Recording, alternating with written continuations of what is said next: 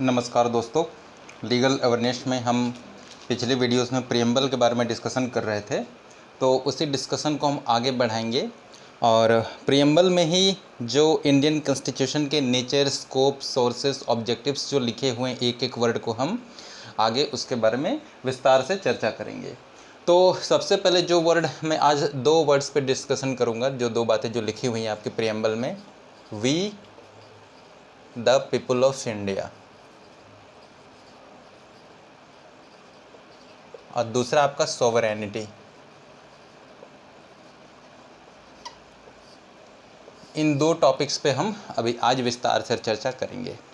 तो प्रियम्बल में आप जैसा कि देखेंगे, देखिए नेचर ऑफ, अगर प्रियम्बल के हिसाब से नेचर ऑफ इंडियन कॉन्स्टिट्यूशन को डिसाइड किया जाए तो उसके लिए सुप्रीम कोर्ट जो है समय समय पर जो भी केसेस उनके सामने पिटिशन फाइल किए जाते हैं तो समय समय पर नेचर और स्कोप को जो है सुप्रीम कोर्ट डिफाइन करते रहता है, क्योंकि सुप्रीम कोर्ट का काम क्या है, कॉन्स्टिट्यूशन जो भी आपके लॉज हैं उसको इंटरप्रेट करना। इंटरप्रिटेशन का काम है सुप्रीम कोर्ट का करना। ये सबसे मेन फंक्शन है आपका सुप्रीम कोर्ट का, चाहे हाई कोर्ट का। तो अब बात प्रियम्बल की करें तो उसमें जो ये वर्ड लिखा हुआ है we the people of India, ये basically opening word of preamble है।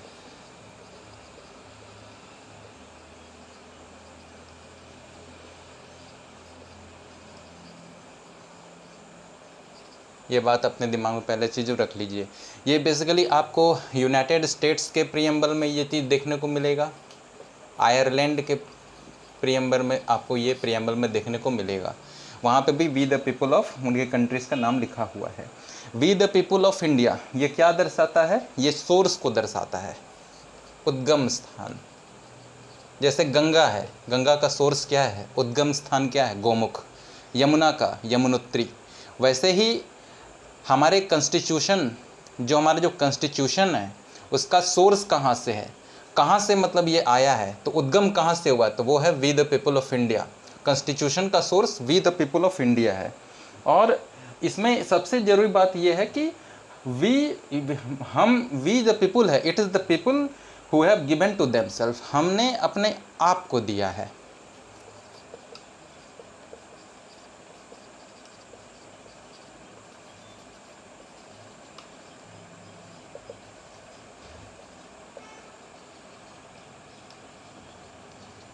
क्या दिया है, कॉन्स्टिट्यूशन दिया है।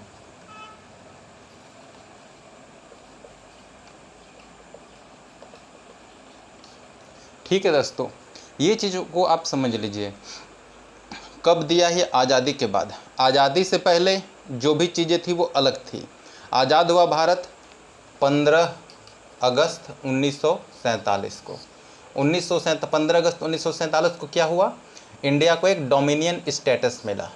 डोमिनियन स्टेटस मिला कब तक, 26 जनवरी 1950 ईस्वी तक। उसके बाद इंडिया क्या हुआ, जब यहाँ से हमने ऑफिशियली अपने आप को एक आपका sovereign socialist secular democratic Republic state घोषित किया। ये क्या है, sovereign socialist secular democratic Republic, ये हमारे नेचर को दर्शाता है, हमारे कॉन्स्टिट्यूशन का नेचर कैसा है।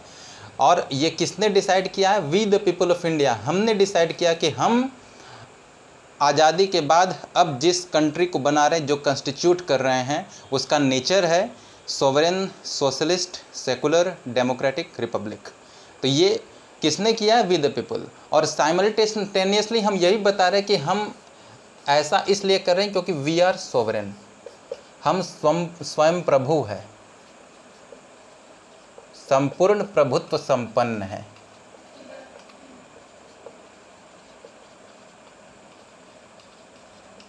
इन दोनों को मैं एक साथ समझाने की कोशिश कर रहा हूं, आप लोग समझते रहिए। कुछ केस लॉज मैं आपको दूंगा, क्योंकि जब आप आंसर राइटिंग करते हैं तो सुप्रीम कोर्ट के कुछ जजमेंट्स जरूर आप लिखिए। इसमें सबसे बेस्ट जो आपका सोवरेनिटी और we the people of India, दोनों को अगर देखेंगे, दोनों को जो डिफाइन किया गया वो सुप्रीम कोर्ट ने बेसिकली 1954 में एक केस आया था आपका, union of India versus Madan Gopal Kabra. Union of India versus Madan Gopal Kabra. ये 1954 का ये आपका फेमस केस है, जिसमें सुप्रीम कोर्ट ने ये पहली बार कहा था कि our constitution as appears from the preamble, हमारा जो कॉन्स्टिट्यूशन है, our constitution as appears from the preamble, preamble से जो अपीयर हो रहा है, क्या हो रहा है कि derives its authority from the people of India. Our constitution as appears from the preamble derives its authority from the people of India. ठीक, ये चीज़ किसमें है, with the people of India. ये आपको किसने, सुप्रीम कोर्ट ने 1954 के केस में सबसे पहले डिसाइड किया। और उसी केस में उसके बाद एक और फेमस केस आपका आता है, करीब 1990 के आसपास ये केस हुआ था, तो जिसमें सुप्रीम कोर्ट ने बताया था, ये केस का नाम है MB Elizabeth,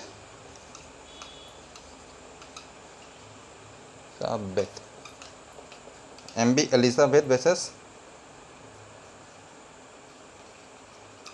Harwan investment private limited. ये दो केसेस आप हमेशा बस, और ज़्यादा पूरा आपको डेफिनेशन पूरा A to Z याद करने की ज़रूरत नहीं है, आप बस मीनिंग को समझ लीजिए। It was held by supreme court, ऐसे करके आप मेन पॉइंट आप लिख दीजिए। इसमें सुप्रीम कोर्ट ने क्या किया था, ये कहा था कि preamble vests sovereignty, preamble sovereignty को देता है, preamble vests sovereignty in the people of India, preamble vests sovereignty in the people of India which is articulated in the provisions of constitutions and the laws of India. ये चीज़ supreme court ने आपके MB Elizabeth versus Harwan investment private limited में अपना decision दिया था। अब आते हैं फिर से आगे बढ़ते हैं। अब क्या हुआ कि we the people of India, हम कंस्टिट्यूट तो कर रहे हैं, लेकिन ये हमारा सोर्स हो गया कॉन्स्टिट्यूशन का, लेकिन क्या कंस्टिट्यूट कर रहे हैं, तो उसके लिए कंस्टिट्यूट क्या कर रहे हैं, सोवरेन, सोशलिस्ट, सेकुलर, डेमोक्रेटिक और रिपब्लिक। जो हमारे नेचर ऑफ इंडियन कॉन्स्टिट्यूशन को दर्शाता है, आपको दर्शाता है सोवरेन, जिसका डिस्कशन मैंने कर दिया, socialist, secular, democratic and Republic. ये हमारे नेचर ऑफ इंडियन कॉन्स्टिट्यूशन है। और what is the person, what is the purpose, what is the purpose and what is the motive, what is the purpose, what is the motive behind constituting such kind of nature, what is the objective, हमारा objective क्या है, हम क्यों इस तरीके से constitute कर रहे हैं। हम कॉन्स्टिट्यूशन को, कॉन्स्टिट्यूशन जो हम लोग हमारे देश का जो कंस्टिट्यूट कर रहे हैं, वहाँ के गवर्नमेंट को जो फॉर्म कर रहे हैं, जो अथोराइज कर रहे हैं, उसमें ये नेचर जो डाल रहे हैं, सोवरेन, सोशलिस्ट, सेकुलर, डेमोक्रेटिक और रिपब्लिक, उसके पीछे का हमारा मोटिव क्या है, पर्पस क्या है, ऑब्जेक्टिव क्या है। हमारे ऑब्जेक्टिव्स क्या हैं, आपका जस्टिस पहला चीज़, लिबर्टी दूसरा चीज़, फ्रेटर्निटी। ये तीन हमारे ऑब्जेक्टिव हैं, तीन हमारे मेन गोल है। ये हमने we the people of India have decided, ये हमारा गोल है। इस गोल को अचीव करने के लिए हमने अपने नेचर, अपने इंडियन कॉन्स्टिट्यूशन का नेचर इस तरीके से बनाया है कि ये सोवरेन है, सोशलिस्ट है, सेकुलर है, डेमोक्रेटिक है, रिपब्लिक है। और हम इस कॉन्स्टिट्यूशन को बना रहे हैं, खुद को बना के खुद को दे रहे हैं। तो इतना आपको समझ में आया दोस्तों। अब हम आगे चलते हैं। हमने क्या किया, उसके बाद इस कॉन्स्टिट्यूशन को एडॉप्ट किया, इनेक्ट किया और अपने आप को दिया। Adopted, enacted and give to ourselves.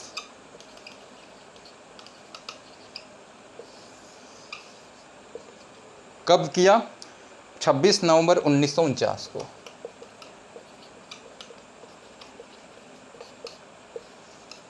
ये मैं इधर उधर लिख दे रहा हूँ, लेकिन आप सीरीज वाइज अच्छे से पॉइंट वाइज लिखिए, जिससे कि आपको पढ़ने में समझ में आएगा। अब we the people of India, ये जो लिखा हुआ है, इसका मतलब क्या है, इसका मतलब है पीपल एट एग्रीगेट कैपेसिटी।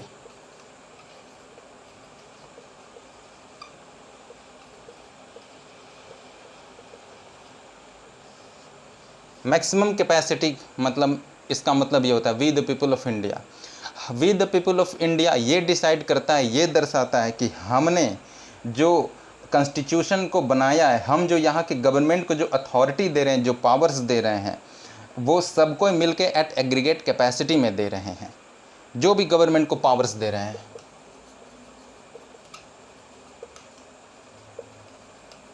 हम एग्रीगेट कैपेसिटी में दे रहे हैं। आज गवर्नमेंट कोई भी डिसीजंस जो ले रही है, आप देख रहे होंगे अभी 2019 में भारत ने सर्जिकल स्ट्राइक किया। ये अथॉरिटी, इतना पावर कहाँ से आया?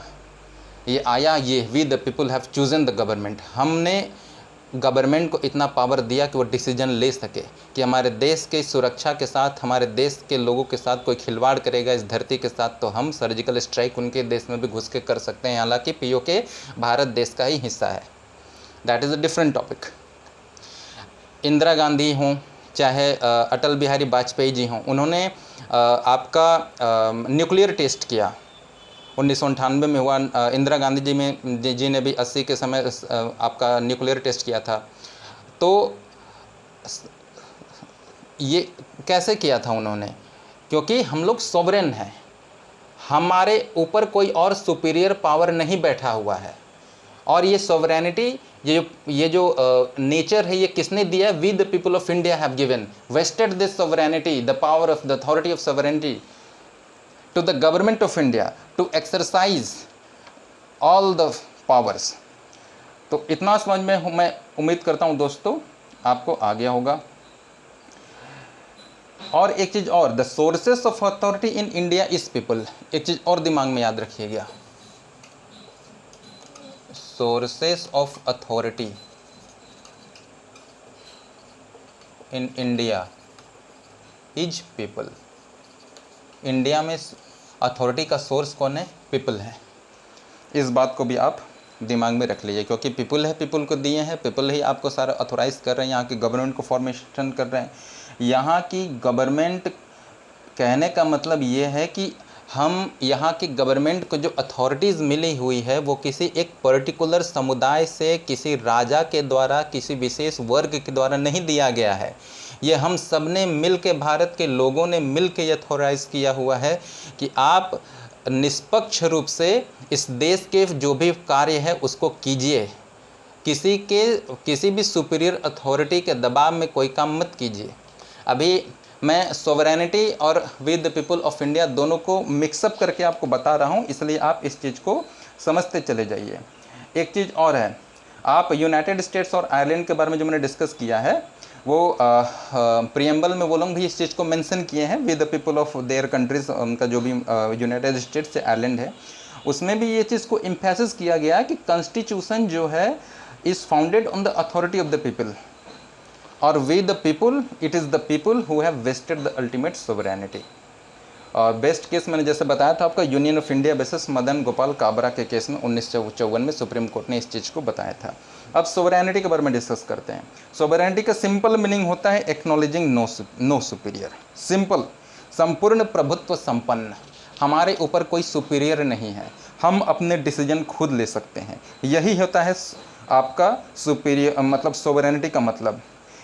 A state is superior when there resides within itself a supreme and absolute power। हमारे पास जो भी हमारे अधिकार हैं, हमारे सारे जो भी अधिकार, अभी गवर्नमेंट जो भी आपने फंक्शंस, अपने पावर्स को जो फंक्शन कर रही है, वो सारे एब्सोल्यूट पावर के साथ कर रही है, क्योंकि एब्सोल्यूट पावर हमने we the people of India have given to the government of India. तो ये, और इसके चलते सोवरेनिटी मतलब एब्सोल्यूट पावर भी हो गया एक तरफ से, एब्सोल्यूट पावर को फंक्शन में लाना, परफॉर्म करना। ठीक, अब सॉवरेनिटी क्या होता है? मैं इसे मिटा दे रहा हूं, इतना मिटा दे रहा हूं।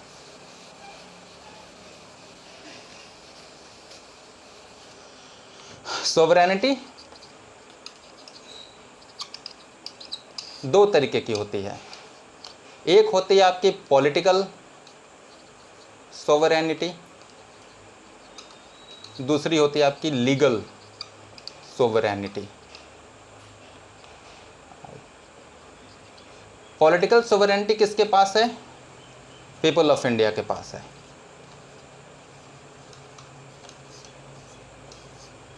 हमें लोग, हमारे पास ही है कि हम डिसाइड करते हैं कि हमें किसे सरकार किसे देना है, किसे हम वोट करेंगे कि वो सत्ता में आके हमारे देश को चलाएगा। तो ये पॉलिटिकल सोवरेनिटी हो गया।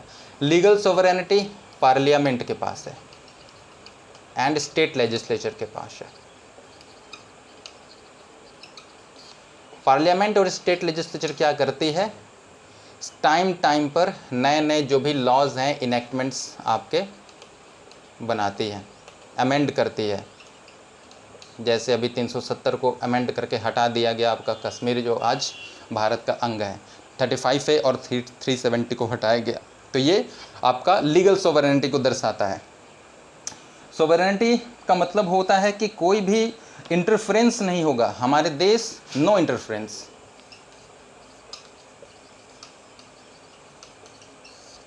किसी भी तरह के बाह्य हस्तक्षेप को हम स्वीकार नहीं करते। आज पाकिस्तान कश्मीर के इशू को लेकर पिछले आप देख रहे होंगे 50-60 सालों से, 70 साल से यूनाइटेड नेशंस में आवाज़ उठा रहा है, कई सारे देशों को इनवाइट करता है कि आप इसमें बोलिए, कुछ बोलिए। लेकिन इंडियन गवर्नमेंट सीधी साफ तौर पे एक बात कहती है कि हम किसी भी तीसरे पक्ष को अलाउ नहीं करते हैं, इन्वाइट नहीं करते हैं कि वो हमारे इंटरनल मैटर में इंटरफियर करे। एक चीज़ हमेशा याद रखिए, सॉवरेनिटी दो चीज़ों में देखी जाती है, एक एक्सटर्नल मैटर्स, दूसरा इंटरनल मैटर्स। और इन दोनों मैटर में हम अपने जो भी एक्सरसाइज करते हैं, जो भी पावर्स, एक्सरसाइज ऑफ पावर्स, चाहे वो एक्सटर्नल मैटर्स को लेके हो, चाहे वो इंटरनल मैटर्स को लेके हो, हम लोग उसको एक्सरसाइज करने में स्वतंत्र हैं। हम किसी के दबाव में विदाउट एनी इंटरफेरेंस हम अपने डिसीजंस ले रहे हैं। आज आप देख रहे होंगे अभी हमारे जो एक्सटर्नल अफेयर मिनिस्टर हैं एस जयशंकर जी, वो अभी रिसेंटली गए थे। उन्हें कई बार जो आपके जर्नलिस्ट से कुछ क्वेश्चंस पूछे कि इंडिया में इंटरनली ह्यूमन राइट्स का बहुत हनन हो रहा है, ह्यूमन राइट्स इशूज़ को लेकर बहुत सारे क्वेश्चन पूछा गया, दबाव डाला गया। उन्होंने सीधा सीधा एकदम स्ट्रेट जवाब दिया कि हम भी दूसरे देशों के ह्यूमन राइट्स इशू को नज़र रखे हुए हैं, क्योंकि हमारे देश में ह्यूमन राइट्स इशू कोई बहुत बड़ा नहीं है बेवजह के, इसको तो एक मुद्दा बनाया जाता है। जो भी घटनाएं अभी रिसेंटली आप न्यूज़ में देख रहे होंगे, वो तो एक तरफ से जानबूझ के पॉलिटिकली उसको मतलब प्रोवोक किया गया है, मुद्दा बनाया गया है। लेकिन विदेशों में, पश्चिम के देशों में, नाम नहीं लेना चाहूँगा मैं यहाँ पे, पश्चिम के देशों में ह्यूमन राइट्स इशूज़ बहुत ज़्यादा है। अगर आप करेंट इवेंट्स को देखेंगे तो आपको पता चल जाएगा।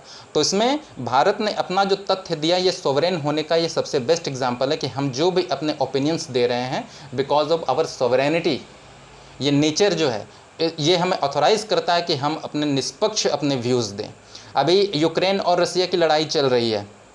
कई सारे पश्चिम के देशों ने कहा कि आप रसिया के अगेंस्ट में at least United nation general assembly में कुछ मतलब एटलीस्ट थोड़ा एक लाइन ही क्रिटिसाइज़ कर दीजिए। लेकिन भारत ने अपने पक्ष को, अपने विचार को, अपना जो भी है उसको निष्पक्ष रखा है। जो भी बोलना है, चाहे वो वोटिंग देना हो, चाहे वो वोटिंग के टाइम हट जाना हो, ये सब कुछ because of this sovereignty nature, इसके चलते हुआ है। तो दोस्तों, ये हो गया आपका we the people of India और सोवरेनिटी के बारे में। बाकी बहुत कुछ है कहने के लिए, लेकिन मैं उम्मीद करता हूँ। अच्छा, एक फेमस केस है आपका 1990 में हुआ था। ये सुप्रीम कोर्ट ने इसके बारे में जजमेंट दिया था। केस का नाम था synthetics and chemicals limited versus state of UP. Synthetics and chemicals limited versus state of UP. इसको आप समझ लीजिएगा, ये भी इम्पोर्टेंट केस लॉस है। इसमें एक जज बहुत खुल के सुप्रीम कोर्ट ने कहा था कि sovereignty is difficult to define. Supreme court ने अपना एक जजमेंट दिया था, sovereignty is difficult to define.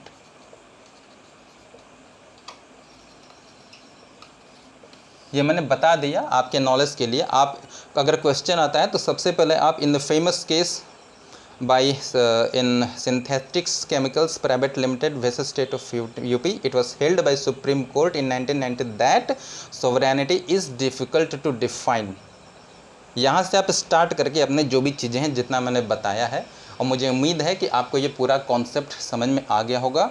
बाकी नेक्स्ट वीडियोस में हम आगे के जो socialist, secular, democratic, welfare state क्या है, आपका फ्रैटर्निटी क्या है, इंटीग्रिटी क्या है, इसके बारे में हम डिस्कस करेंगे। वीडियो आपको कैसा लगा हमें ज़रूर बताइएगा। आपके सजेशंस का हमें इंतज़ार रहेगा। हमारे चैनल को आप सब्सक्राइब करें। नमस्कार।